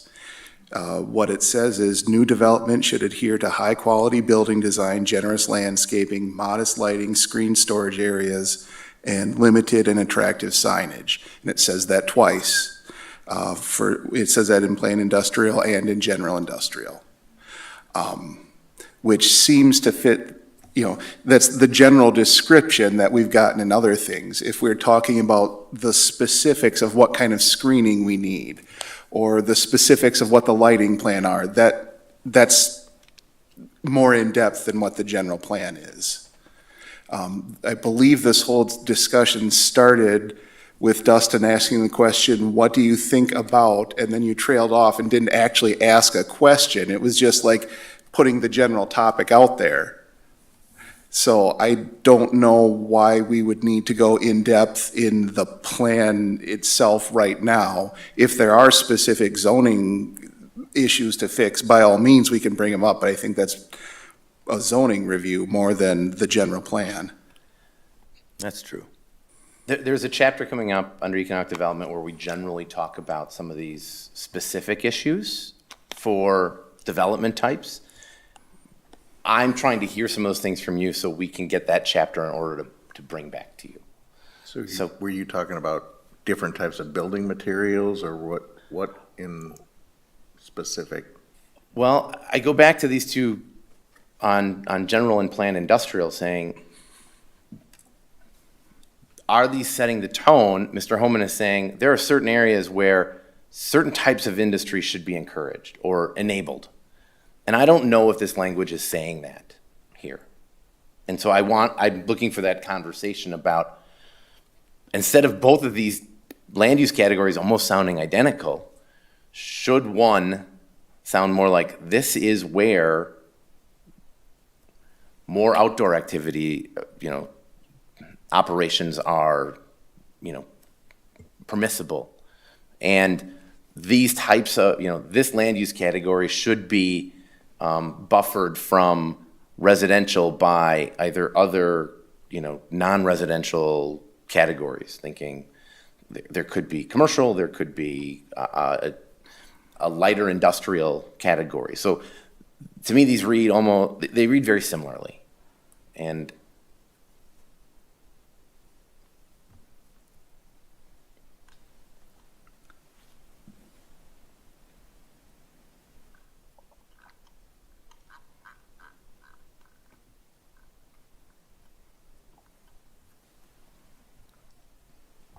so that's my question for you, right? We're showing Vita Plus on one of them, which is more outside activities, et cetera. And again, they've done a great job on their improvements. Came back before you a couple months ago. The other one, we're showing, a nice traditional kind of light industrial development, but they don't read differently per se. Right, that statement on new development, high quality building design, generally as Well, that's in both, but what precedes Yes. that is different for each one. Planned industrial is indoor manufacturing, warehousing, distribution, office uses. General industrial is more intensive manufacturing, warehousing, distribution, and office uses. So it's a matter of degrees. Yes, they're both industrial, general industrial. Yeah, they're somewhat similar, they're somewhat different. Do we just want one section that says industrial? That'd be fine. I think you still need two, but do they talk about the things that you think they should talk about with industrial? Because we've heard, just an application, that, as Mr. Homan said, sometimes you just need a place where business can do business, right? And is this clear enough? Because then you get into, high quality building design, et cetera. If you're building a large, manufacturing complex, it's probably going to be more steel sided. It's probably, doesn't mean that that's not high quality, but it's probably not going to be brick, right? Because it's usually a large facility, and it's going to usually have more outdoor activity where I think screening is important, but you still need to let them have staging areas outside, storage of product or raw materials outside, trucks outside, right? So I guess, do these read the way you want them to read, or do we need to wordsmith a bit more? Okay. So if we think about north of 94, is that one of the concerns that what we might have is someone comes in, has an idea what they want to do, but our style guide is too onerous that they can't do it, or that they come in, we say okay, and then that sets the tone for that entire area because then it's not attractive enough, or maybe it discourages other kinds of businesses from doing work there because it's a certain type of building. Is that kind of what we're getting into, where we want to be clear on what the vision is for some of these areas north of I-94 or other industrial parks, where we say, we're okay with whatever, right? Or no, we really want it to look pretty and we want a certain type of industry to be there. Is that what this conversation is about? It's helping us to to make sure we're accommodating the types of industrial uses that you're expecting. And ultimately, if we're going to start recommending changes, that the plan is going to start recommending changes to codes and ordinances because of them. Right, that codes may be too restrictive for certain types of industrial development. And that maybe a result of this will be that there will be a industrial district that has a different design criteria spelled out in a code. So it's clear that they don't have to jump through as many hoops. Has the plan been insufficient in the past when you've been talking with people who are looking at moving into the industrial park? The code has been restrictive for a few things. One, someone who is growing a business and wants to build like a first building. The cost to build a first building for some of these smaller manufacturers gets prohibitive because of the building material requirements, right? So there's a little sticker shock associated with that, right? The other is an application on legacy industrial development that we have in the community. That the current code requirements being applied to buildings that are a few decades old, there's a disconnect.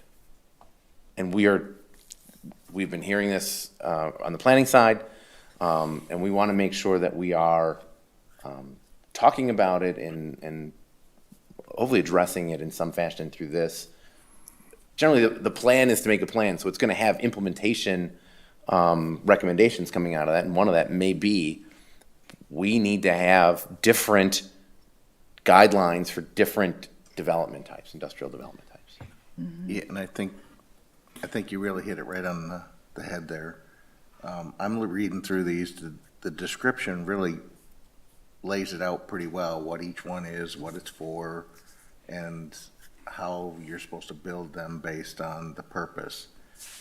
Where this doesn't go into the finer details, even though it says the same thing, must use good quality, that stuff can all be put in the other documents that break those out. So you could have a section for planned industrial and general industrial that spell out different types of building materials for the different. So it could still go, these statements could still stay there and make sense to us and read the same way, just knowing you have another document to go to that breaks them out also and gives them a little bit more flexibility when they go to build their specific facility within that general industrial or planned industrial. I would agree. The previous answer that was given used the word "the code" twice, which says that we're talking about zoning, not this comprehensive plan.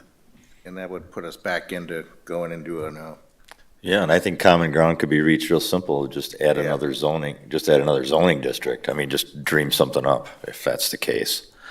And then you got them buffered with, with the zoning areas, but you need to have some place in a future industrial park where you can just have industry. So what that tells us is that we should add a little bit of language talking about those issues in here as recommendations coming out of it. So do we have like a heavy industrial designation and then you would put that in the center of maybe a general industrial zone? Is that what I think I'm hearing?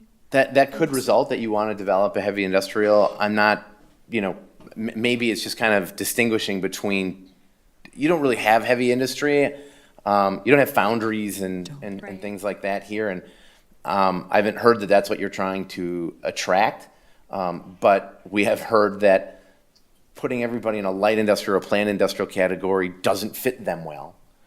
Because of some of the things that Mr. Holman outlined about their operations, or that they're an older development that they're not going to redo the entire building, right? That's an impractical thing to expect. So, however that would come out as if it's a new zoning district, or just altering the language on the two zoning districts we have and in relation to requirements, one of those two things. Right, because I think with the two designations we have, the way that it for instance, having trucks come into adjacent routes as opposed to main corridors. I think that's appropriate, right?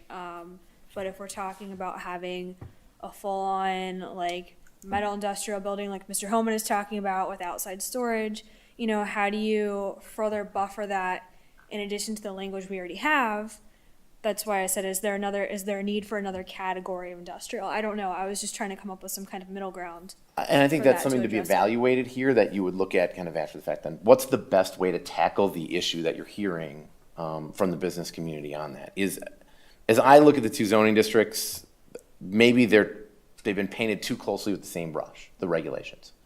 And I can say that there is not a distinction in there's a chapter in the code on design guidelines. There is not a distinction in there for something that is more light industrial or planned industrial versus something that would be, that's more, you know, outdoor or warehousing intensive.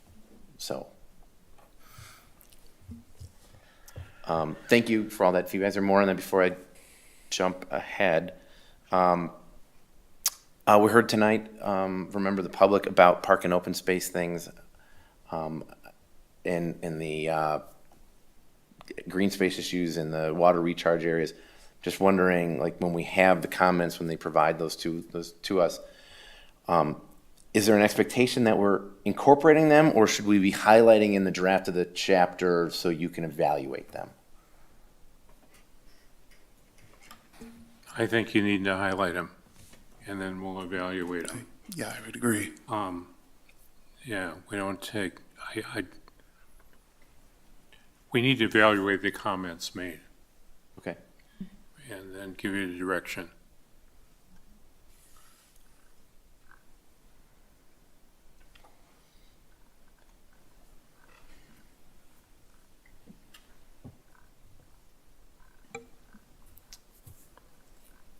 Let's see. That's where I had questions for you today on the land use chapter. I know it's a lot of discussion. The last thing I had was, again, just revisiting the map to make sure that you've been rolling up your shirt sleeves with it, looking at properties, you know, how things, you know, as it stands, we've continued forward from the last plan on the south end, which is the planned neighborhood land use designation. That's that hatched, that orange hatched area.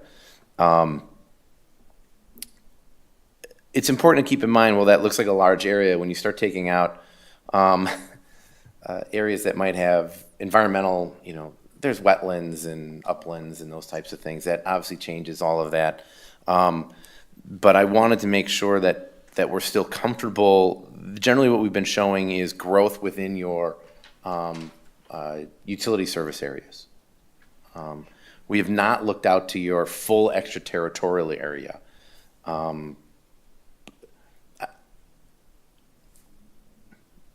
This much land was shown previously. As we walked through all the numbers in the presentations previously about how much, there is plenty of area that's already been identified for growth to continue to grow into. And then generally the other areas are shown as kind of rural holding, that they're not intended to be developed into until the city grows that far.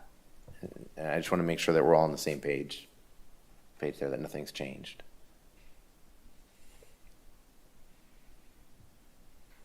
You know, if there are specific properties that you think should be evaluated to be set of planned neighborhood, this should be single family, or this should be multifamily, or whatnot, you know, please bring those up to us.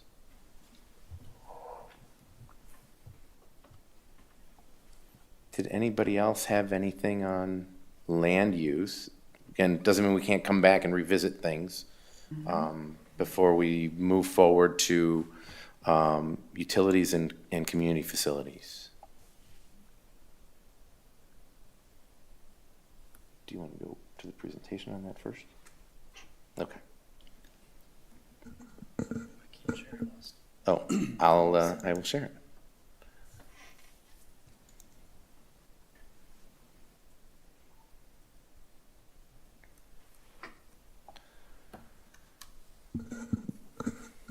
Oh, Dwayne's still over there. So with utilities and community facilities, this is a very kind of utilitarian, no pun intended, chapter, right? This is about infrastructure and some of the quality of life things related to parks, et cetera. But we have met with the city staff on a few occasions to talk about utility issues, growth, and we've incorporated that into the Red Line chapter. There really aren't wholesale changes to this chapter related to that. We do know that you are grappling with a number of issues. Emergency management is probably the highest priority right now, and wastewater treatment. This plan does not make specific, as we've written, it does not make specific recommendations. It talks about the things that have been going on related to that, but those are obviously higher level discussions that are occurring. And with wastewater treatment, we don't get into the details of what the engineers have been studying. We just talk about that this is something that is being evaluated. If a decision is made later in the process, if that's times out, we can always obviously change these things. But by and large, it's really just kind of talk about providing those services and such. The elementary school has a referendum in a couple weeks, so I think some things are going to change with that. I have no guess as to which way it's going to go. But they've obviously been planning. They've owned land down there for a while, and they've been planning for improvements there as well as elsewhere in their district. I want to remind everybody there is a separate park and open space plan. That is a separate document required by the DNR if you want to be eligible for grant monies. So you have to have a plan that's current every 5 years. There is much more detail in that document about park and open space facilities. Brian sat down with Eric at length to talk about those. So details related to Commons Park redevelopment or the Sandy Beach stuff is incorporated in that document, and the specifics to each park, et cetera. And so again, this kind of stays at the higher level and makes references to that document because that's the appropriate place for that level of detail. That certainly doesn't mean we can't talk about specific things that you feel should be mentioned in here, but I just want to make sure as you're looking through it that you're mindful of that. And then there's always that discussion of stormwater management utility, which also came up from the comment public today. Brian, do you want to? Yeah, I think ultimately, sort of addressing a couple of the comments from the public earlier, one of the things that came up was related to the the master plan conditions or the master plan for Sandy Beach. Well, the language in the comprehensive plan here really speaks to incorporating the recommendations of the Corp. And the Corp was reviewed by City Council, and ultimately it's part of the process to actually get it approved by the DNR. So just to touch on process there for you guys, I think by large, most of the changes are really to statistics within the various departments and equipment, and then it speaks to the larger issues, as Dustin had pointed out, that the community is grappling with. Ultimately, no decisions have been made on a number of those large items, but ultimately we want to recommend some of those decisions being made in near future, because I think that ultimately will impact the long-term considerations for all the other components, whether it be housing or other infrastructure, economic development, et cetera. So. There's an updated map, obviously, that just shows those facilities and kind of edge of growth areas with the utilities and such. The circles that you're seeing there are your wellhead protection areas. From the last plan, we've pulled a lot of extra detail off of this. The maps are getting too cluttered to be read really well, if you've looked at the old maps. So these aren't in final formatting, but this is general content there, so everybody can see it.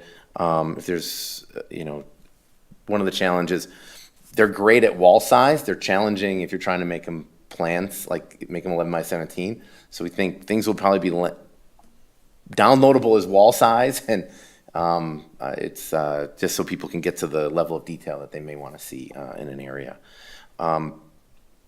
Just going to the document itself.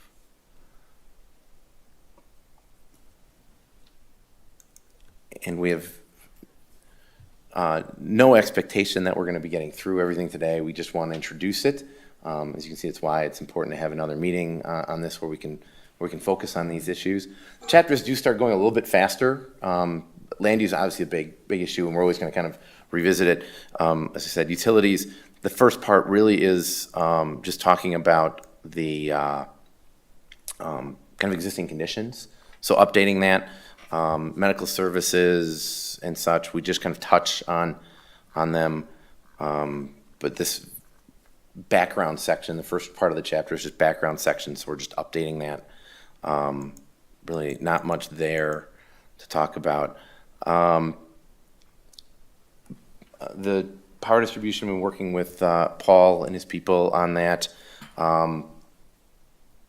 Still getting a little more input, but again, just provide those services. We're including the service area on the maps, which wasn't included previously. So some basic things. Again, on wastewater treatment, you can see here that there's a discussion, but we aren't getting into details that the council has certainly been grappling with, or Public Works has been grappling with for months.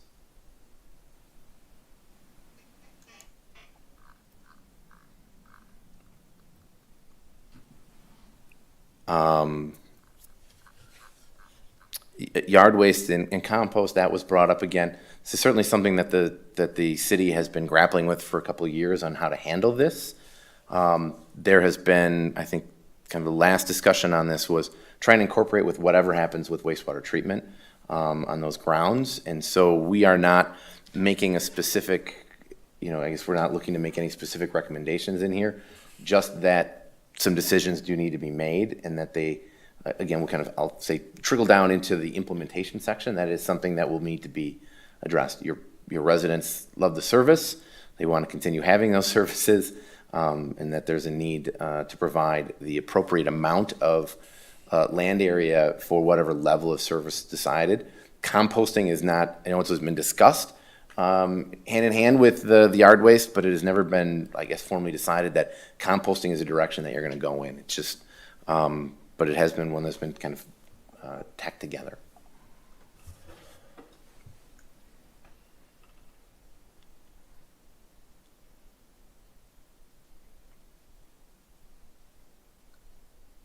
School district numbers, we will certainly update depending upon what's happening with the referendum. I'm looking at the clock, we're almost at 8, and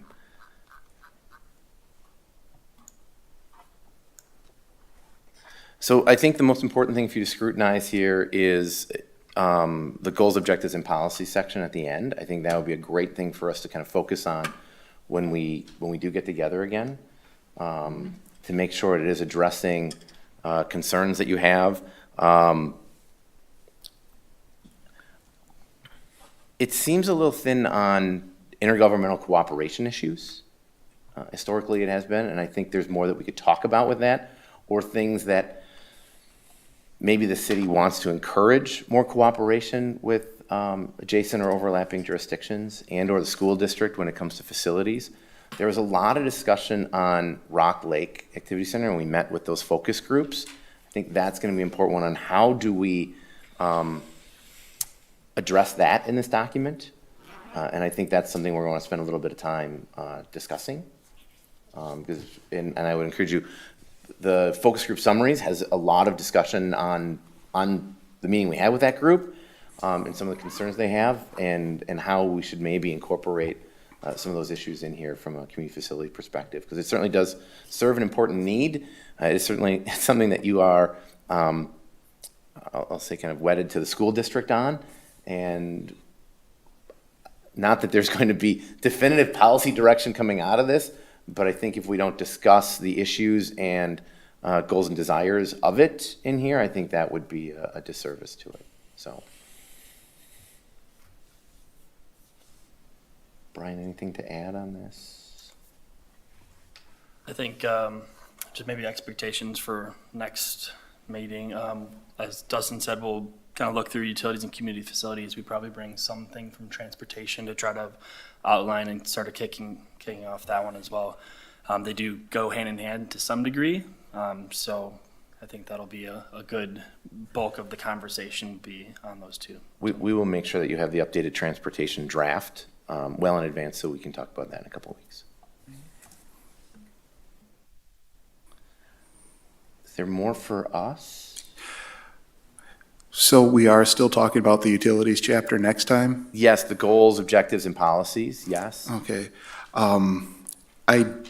I understand why sorry, I'm looking at the bottom of page 7, under the healthcare services section. I do understand why the change is made to remove references to specific childcare providers, because that's something that can change.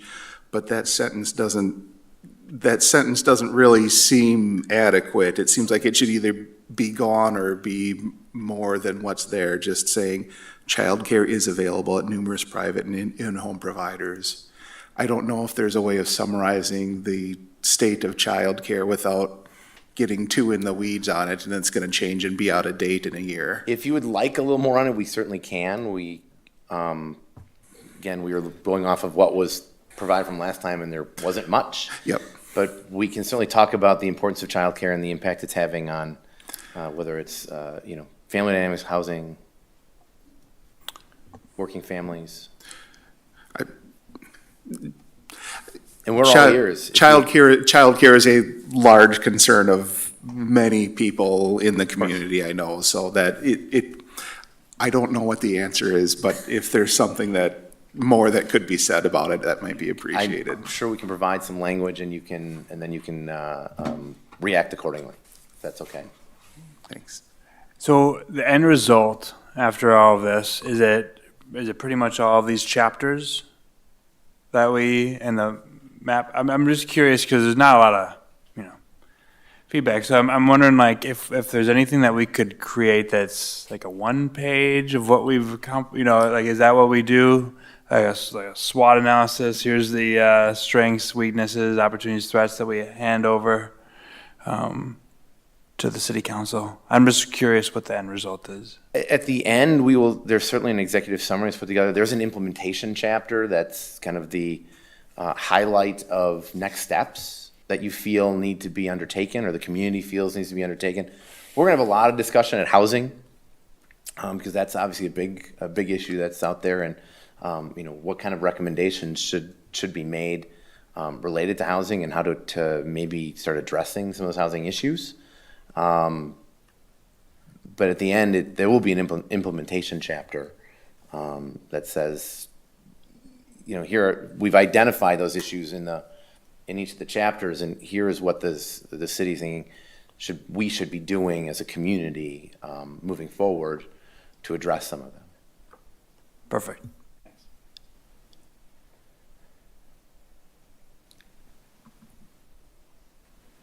Planning commissioners, do you have further comments for the planning consultants before we close our discussion on the comprehensive plan update?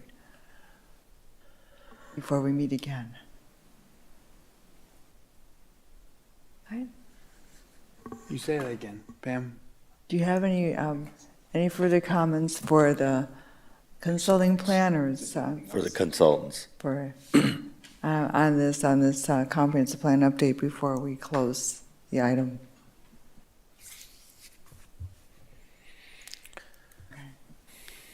Otherwise, we'll wait till the next time, and then we go on, which, as I understand it, is Thursday, November 11th. Is that correct? For our special meeting? At the 10th? I believe it's the 10th. Thank you, Oh, Christine. very good. Yes, the 10th. 10th at 6 p.m. Yes, at 6 p.m. I have a Okay, well, question. very Is good. that the only November meeting, or are we having the other one too? I bet Misty has a question about that Both, because we have our focus on the 10th is going to be on the comprehensive plan, and then we'll also have the regular meeting. What? We were gonna send out a question to see who would be available, because that Tuesday is the Tuesday before before Thanksgiving, and is Thanksgiving. also hunting season, so I wanted to Sure. check on availability. There is a fifth Tuesday in November that would be available for a meeting if we needed it. So you'll be seeing some communication from us to see if we can obtain a quorum at the regular meeting or if we should seek an alternative date. All right, that's fine. Okay, that sounds good. All right. Well, Plan Commissioners, the next item is recommendations for future agendas, yes. The next item is 9, recommendation for future agendas. Now, the last time, there was a request by Mr. Holman to have a discussion on zoning, and do you still wish to have that on an agenda? Well, that was my question for the meetings, because I wouldn't be able to make the second one during Thanksgiving week. Okay. So, it depending on what happens, I think it's too soon to have it in the special work session one and the 10th. But, yeah, so I don't know what to say about putting it on an agenda, because I don't want to do it again. I got called away Tuesday noon of the last meeting. And so until we know if we're having it the fifth Tuesday or not, I guess we'll have to hold and then bare minimum put it on December's, I guess. But that could Alright. cause a friction too with Christmas, right? We once in a while don't have a December Plan Commission meeting. Yeah. Oh, boy. Well, we'll have this topic again in December, and we can, before that comes, and we'll know more. Or maybe we'll know on the 10th if we're going to have a fourth Certainly, Thanksgiving. yeah. Maybe we'll know by then. It's possible. We'll get the question out to everybody as soon as possible. All right, well, that just sounds fine. All right. Well, anything else under future agendas? All right. In that case, item number 10, adjournment. I'll take a motion to adjourn. Motion to adjourn. Second. All right. It's moved by Mr. Grady, seconded by Dr. Mason to adjourn the meeting. Anyone objecting? All those in favor signify by saying aye. Aye. Aye. Anyone opposed? We're adjourned.